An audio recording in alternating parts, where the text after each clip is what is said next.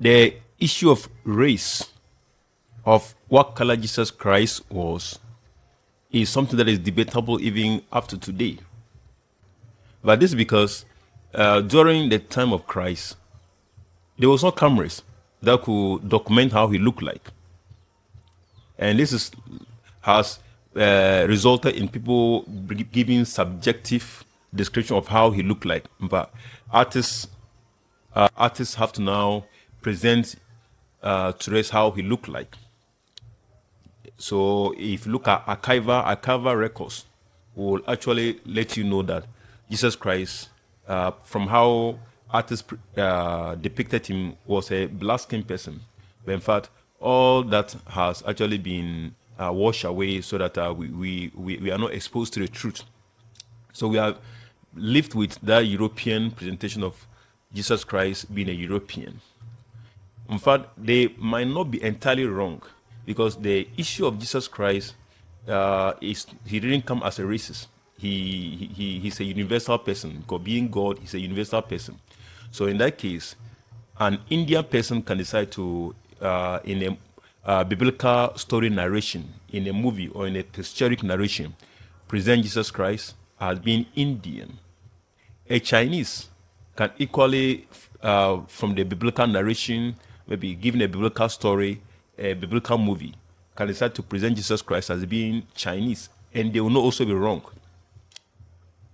So similarly, Africans can also present a movie and depicting Jesus Christ as being black, and which they are not entirely wrong, because that's actually the reality.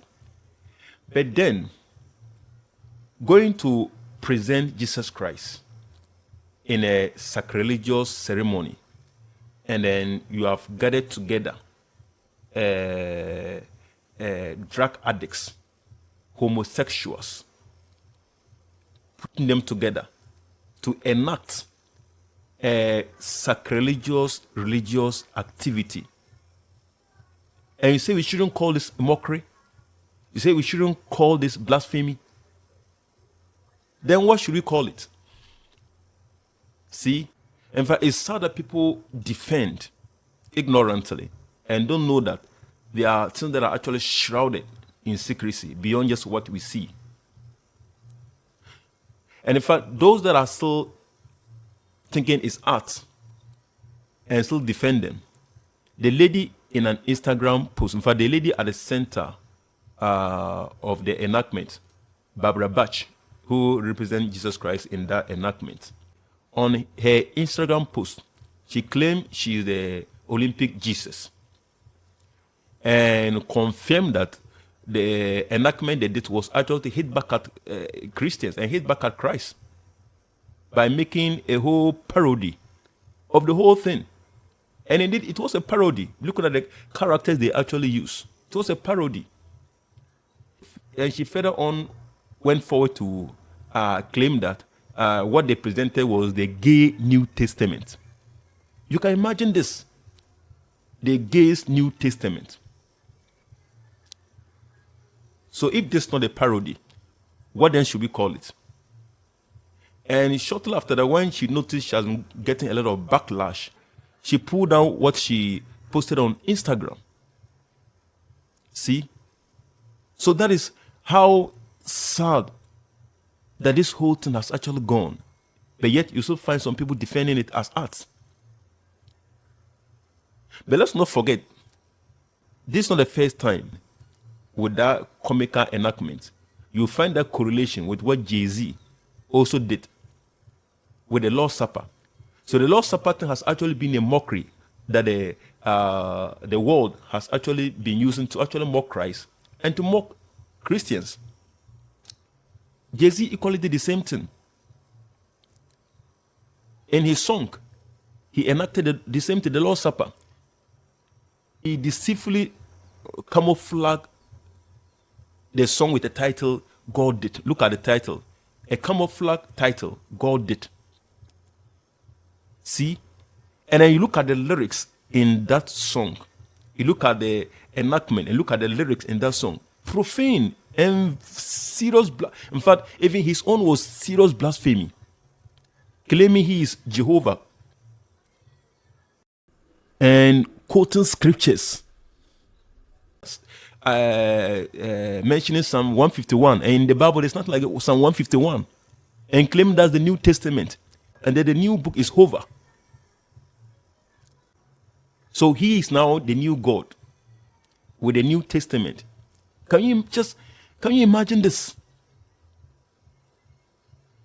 And people will still go listening to his music and still idolizing him and calling what he's doing art. This is sad. This is serious. It's serious. In fact, Kendrick Lamar did a similar to mocking Christ with that crown, wearing a tone of the tone crown on his head. And you think Kendrick Lamar did that because he loved Christ or he loves God? You'll be disillusioned. In fact, it pleased me that I learned certain sponsors of the program how to even withdraw,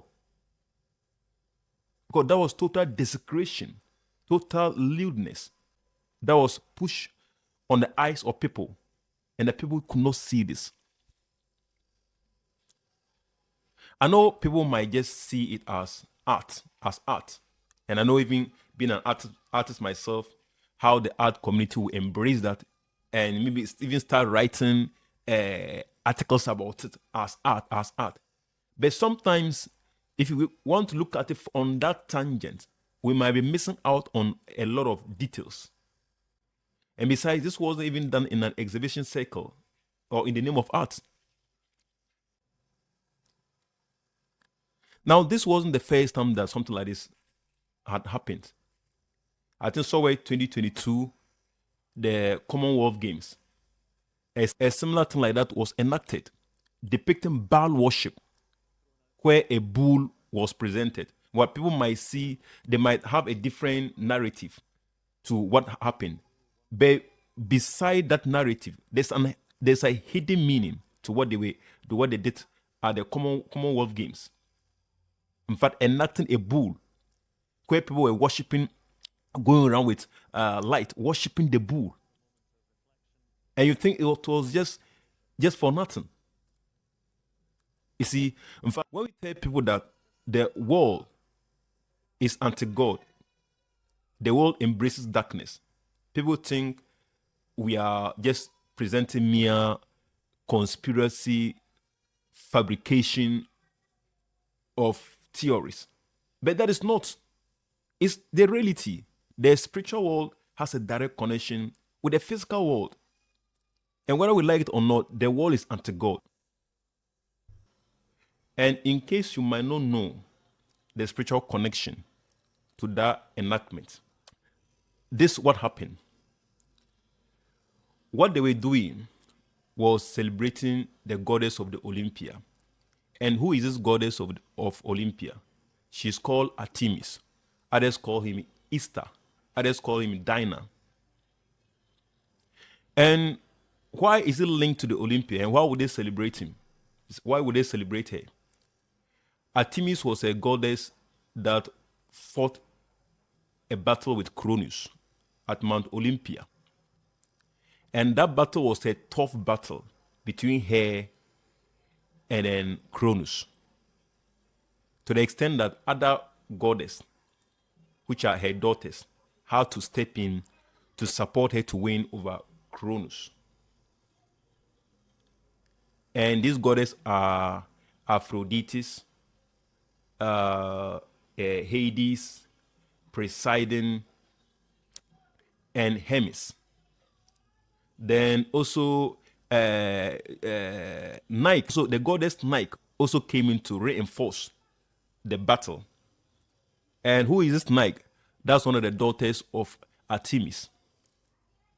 In fact, Nike is also a goddess of sports. That's why you see the sports where the Nike logo on it. That logo there is not just put there for nothing. That's the wing of a goddess. So that's her symbol they put there on the Nike footwear. Also celebrating the goddess Nike. So they came to support Artemis and Artemes eventually won the battle over Cronus.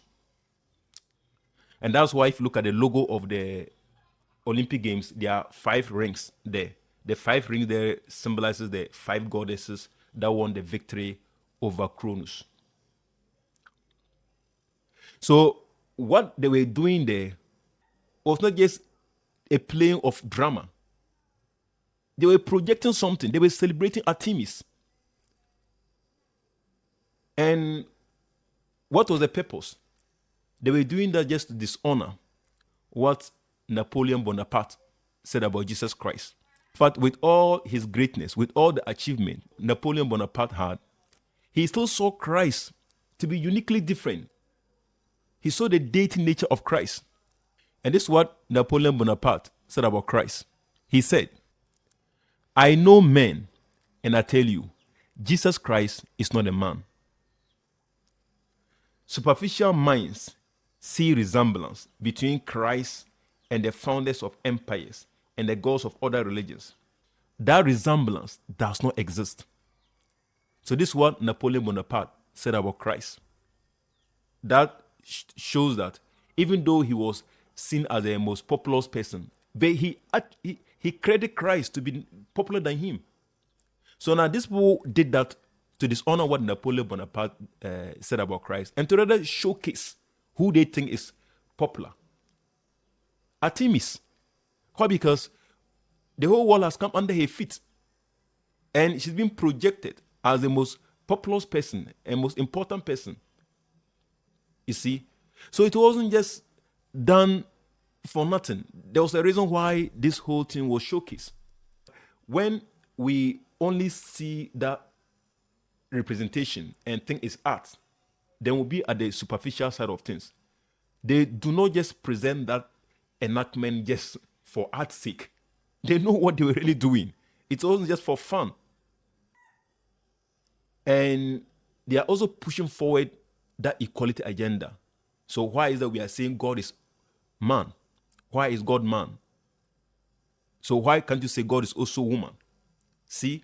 So these are all the impulse behind what they were doing. Things are, they just sit behind and laugh because they know what they are actually pushing on. You see? So that is why it's so sad that people do not understand that. In fact, the world we are living in is full of satanic control, is full of force of darkness that has actually taken over the world. And that's why anyone without God, in fact, you always realize that you'll be manipulated in a whole lot of times.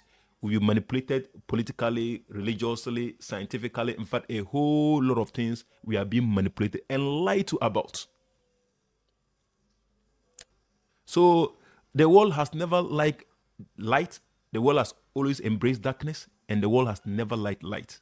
And that's why Christ himself that brought the light, they rejected Christ. Until when he was crucified, they now realize that they crucified the wrong person. It was a genuine man. It was actually the true Son of God that they've crucified. But by then it was too late.